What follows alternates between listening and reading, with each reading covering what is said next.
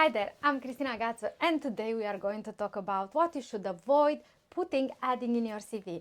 If you didn't subscribe to my channel, make sure you press that down button. Now, let's get started. Avoid using common skills. Consider updating your skill language and avoid mentioning old working skills like team-orientated, people-orientated, result-driven, intelligent, and so on.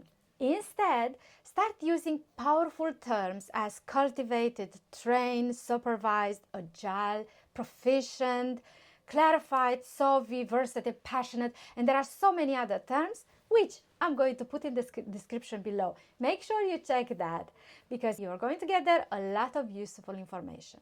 Now, these types of terms can draw attention and for sure will make your CV stand out from the crowd.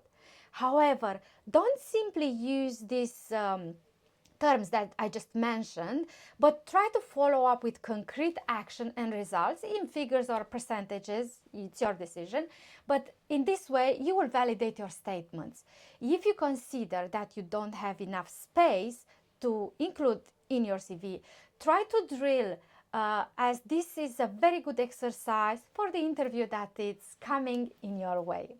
Now, I really hope that information that I just gave you helped you in creating a perfect CV or maybe updating a CV to a perfect one and then in finding your dream job.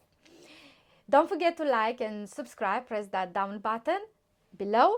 And if you have any comments or if you struggle with different issues when you create your CV, make sure you put in the comments below and I'll gladly answer. See you all next time. Cristina.